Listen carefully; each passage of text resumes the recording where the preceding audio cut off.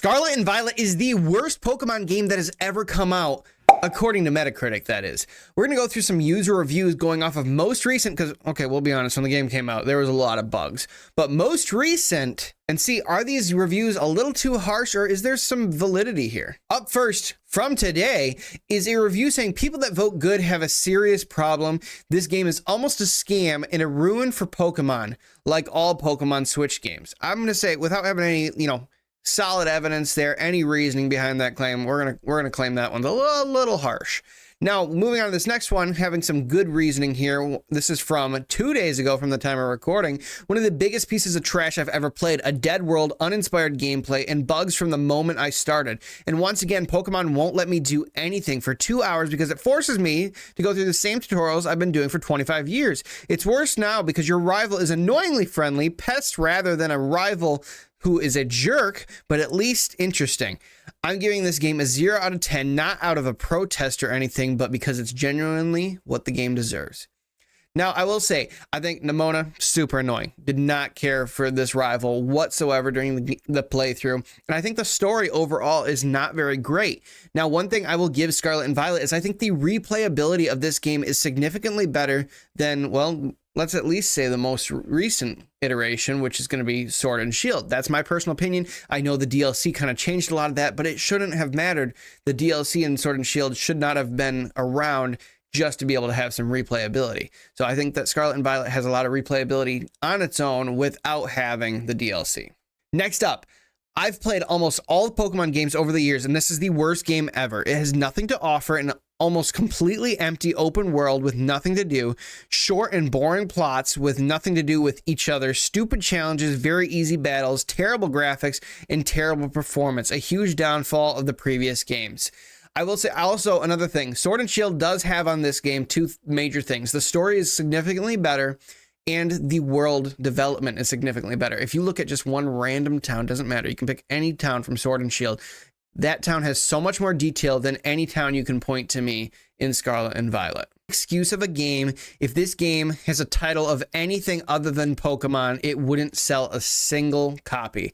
The frame rate can barely hit 30, and it's full with poor textures and graphical glitches. I will say there is some definite graphical glitches, and that still stands true today.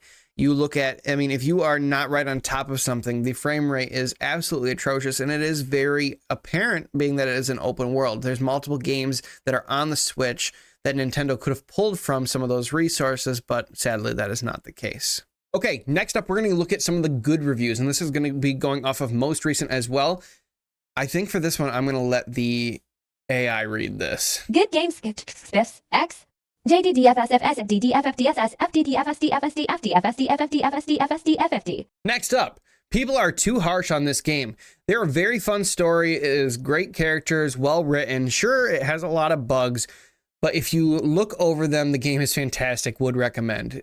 Okay, I can understand where the negative side of people would say, well, yeah, if you look over it, sure. Yes, some of the bugs are an issue.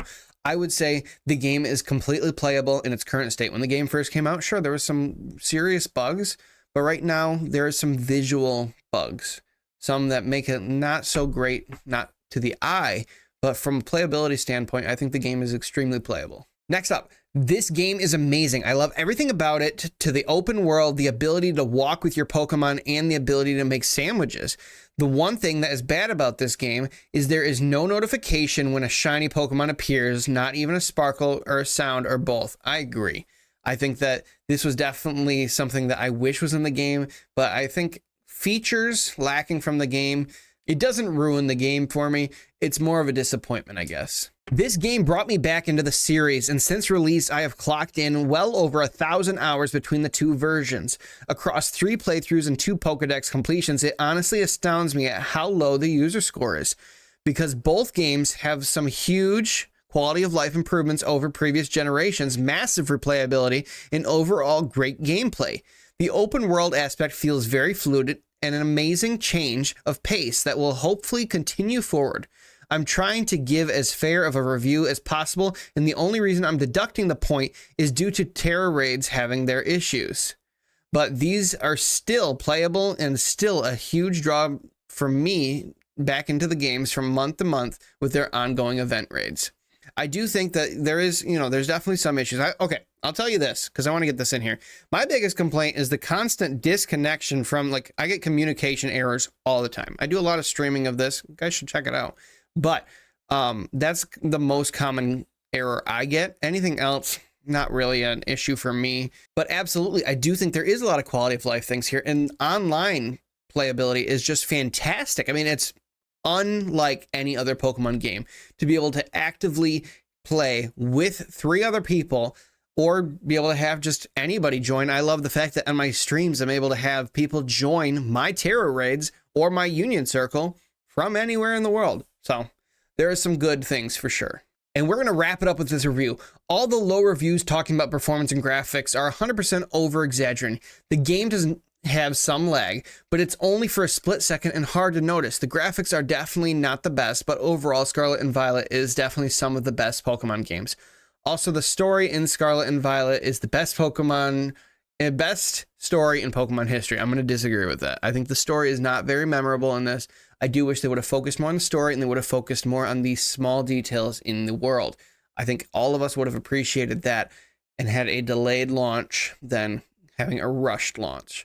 The game is fantastic. What you're able to do in this game is unlike anything else. It's uncomparable. I think it is an amazing experience. If you guys liked this video, you're going to love the one you see up on your screen right now. Don't forget to subscribe if you did enjoy this video, or if you enjoy my content overall, I would really appreciate it. And I've got a huge giveaway going on at 5,000 subs. Thank you so much. Don't be dull. Stay sharp.